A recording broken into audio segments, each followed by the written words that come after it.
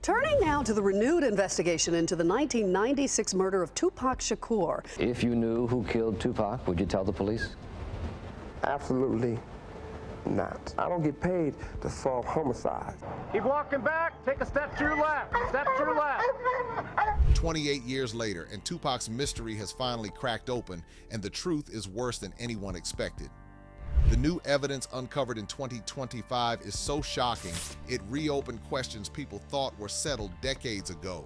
And with every detail, it became clear the real story was buried because it was far darker than the world ever knew. Breaking news, an arrest has been made in connection with the Tupac Shakur murder. Las Vegas police have arrested a man on suspicion of murder in that 1996 drive-by shooting of the famous rapper. Everything finally cracked when those 30 minutes of unsealed court evidence dropped in 2025. The whole case flipped like someone ripped the floor out from underneath a story the world thought it already knew. Keep walking back, take a step to your left, step to your left. For almost 3 decades, people were told Tupac was reckless, wild, just cruising through life without a plan. But the minute investigators opened those files, the truth hit hard. Tupac wasn't living fast. He was preparing for war, and not the flashy rap beef kind. The real kind. The kind where you're planning your exits, choosing who you can trust, and quietly building escape routes while everyone thinks you're just making music.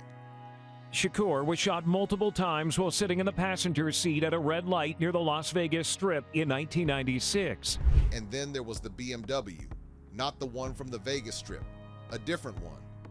A spotless, untouched BMW sitting in a sealed Valley Homes garage with a handwritten note from Tupac himself about an exit plan. That single car changed everything. If you knew who killed Tupac, would you tell the police? Absolutely not. I don't get paid to solve homicides. Suddenly, the story didn't feel random anymore. It felt orchestrated. It felt like Tupac was watching the clock run out and trying to get ahead of it. And prosecutors weren't even planning to release half of what they found in that garage. 3 black binders, a box of video diaries, a stack of documents that looked less like celebrity junk and more like the blueprint of a man preparing to leave an empire he no longer trusted. And in 2025, all of that finally blew open. And a retired LAPD detective says that Diddy is the one who ordered the hit on Tupac in Vegas. In 2006, the investigation into Biggie's death was reopened because the city wanted more evidence to defend themselves against a lawsuit. When investigators went back to the night of September 7th, 1996 with new forensic tech, the whole timeline looked different. This wasn't a messy, heat-of-the-moment street beef anymore. The MGM grand fight with Orlando Anderson suddenly connected to a revenge chain detectives had been ignoring since day one. And once you see the chain, the attack stops looking spontaneous. It starts looking like a green light that had been simmering all night. The medical evidence hit even harder. Tupac endured 2 surgeries, lost his right lung, and slipped into a medically induced coma before dying 6 days later at 4:03 p.m. The autopsy photos prosecutors brought out in court shut down every fake death rumor instantly. Yeah, and according to AP's reporting, this is a person who was somehow involved, and according to his memoir, he was there at the time of the shooting. And then prosecutors played Davis's own words from his earlier confession.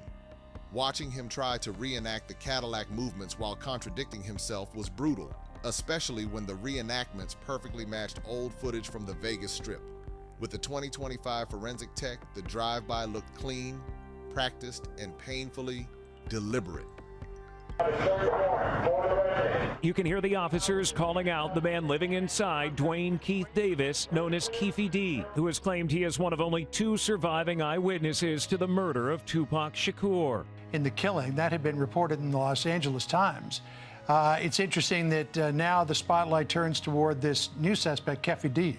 And then came the courtroom moment that broke Keefy D. The prosecutors replayed every confession he'd ever made, and his new story, the one where he claimed he wasn't even in Las Vegas, collapsed instantly. The courtroom went silent when they brought out the medical files and autopsy confirmations. There was no Tupac escape to Cuba. No, he faked the coma. No secret switch. The injuries were fatal and documented by multiple surgeons. Even the new witnesses trying to argue he died from something else were shut down within minutes. Police order him out of the home and then move in to begin searching for a list of items that could tie him to the murder. The faces of officers blurred by Las Vegas police and portions of the video redacted. Then came the bombshell that shook the entire media. Davis had once bragged that Sean Combs asked him if the Southside Crips did it, and that he told him yes. Combs denied every word of it, but the damage was done. By the end of that week, the trial wasn't just about Davis anymore. It was about how many people had been lying and how many had been hiding behind rumors for nearly 30 years. 2025 stripped that protection away. That he was in the Cadillac, the white vehicle that pulled up beside Suge Knight and Tupac on that Las Vegas Strip, but it's not clear yet who is the actual shooter. And right when people thought the revelations couldn't get worse, investigators brought up the garage, the Valley Homes garage that was never supposed to be opened. For months after Tupac's death, the property sat untouched, but a property dispute in February 1997 forced detectives to enter it. Now, at the time, police were apparently looking for items concerning the murder of Tupac. Police reportedly seized computers, a cell phone, a hard drive, several .40 caliber bullets, tubs of photographs, and a copy of a Vibe magazine that featured Tupac. Detective Marcus Hendricks stepped in expecting a celebrity storage room. Instead, he walked into something that felt like an operations center. The walls were soundproofed. The shelves were labeled and organized like someone was running a private intelligence project.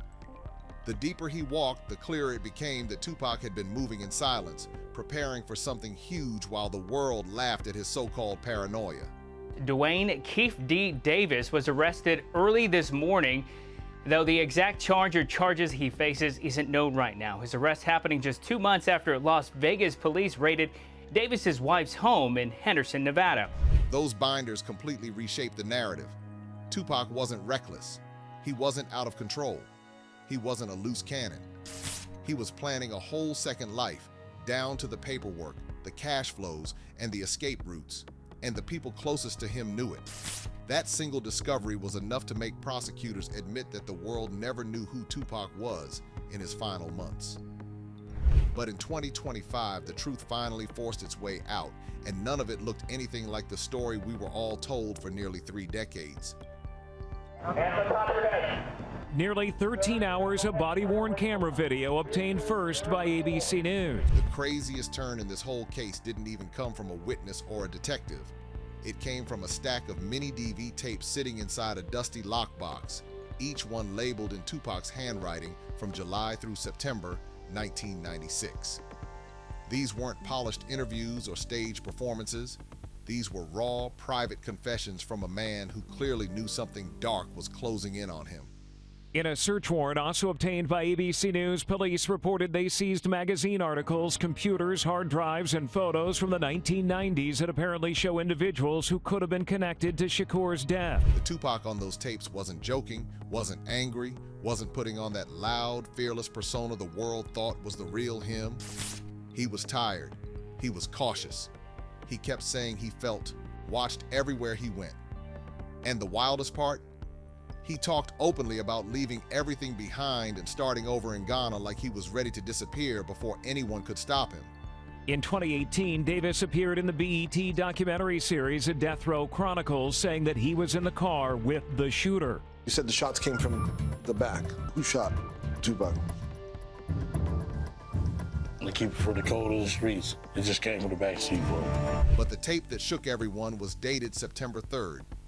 Tupac sat on a couch staring into the camera with this strange calm in his eyes and said he felt like he was living on borrowed time. He said the next month would decide everything. Hearing that in his own voice was like getting punched in the chest. The guy who spent every interview brushing off threats was privately admitting he didn't think he'd live long enough to see the end of the year. And when investigators watched these tapes in 2025, the entire narrative shifted. Suddenly, this wasn't just a drive-by. It was the final chapter of a man who saw danger circling him long before anyone bothered to believe him. Knight, CEO of Shakur's record label Death Row Records, was in the driver's seat. Knight is currently in prison for a 2015 fatal hit and run. He's refused to share with police any details about the shooting. And if the diaries weren't enough, the secret BMW took things to a whole other level.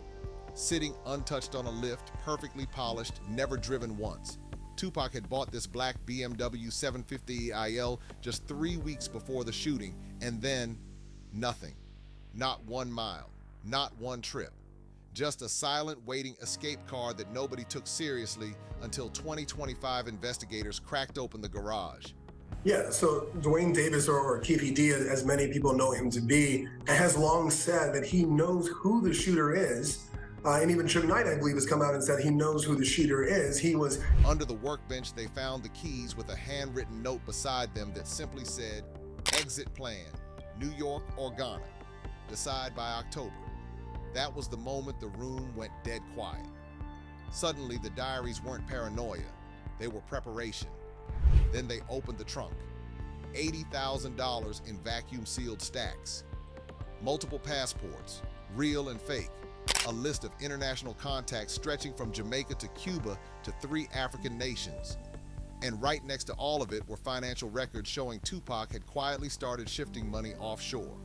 Not recklessly, not impulsively, methodically. Almost like he was setting up a route out of Los Angeles and out of death row without leaving a single breadcrumb behind. Baby Lane Anderson, who was assaulted by Tupac Shakur's entourage that night that he was shot in Las Vegas, was the prime suspect. And then investigators found the journal entry dated the very morning of the shooting. Just one sentence. "If tonight goes wrong, the BMW knows where to take them." That one line connected everything. The tapes, the binders, the escape plan. Tupac didn't think he might be in danger. He knew. The ironic part? Suge's interviews didn't help him. They helped prosecutors. They reminded everyone just how much misinformation had been protecting Davis for years. And once the real evidence came out, all those old distractions collapsed. Investigators have long believed the gunman is likely already dead, the victim of a separate shooting 2 years after the drive-by shooting of Shakur. The current investigation could lead to an accomplice who was in the car with the gunman that night. By the time investigators finished their final 2025 reconstruction, they were able to lay out Tupac's last 90 days with a clarity nobody thought possible. The binders, the tapes, the journal, the forensic recreations. Everything pointed to one undeniable truth. The shooting wasn't random. It wasn't chaos. It wasn't fate. It was part of a long, simmering revenge chain tied directly back to the MGM Grand fight. And Davis's story fell apart under the weight of his own words, and the forensic tech he never expected would resurface nearly 3 decades later. The Valley Homes garage turned out to be the missing chapter the world never saw. And once it opened, the mystery didn't feel like a mystery anymore. It felt like a truth that had been buried under rumors, lies, fear, and silence. But here's the twist. Solving it didn't bring closure. It didn't soften anything. It only exposed a darker story that 28 years of theories never even touched.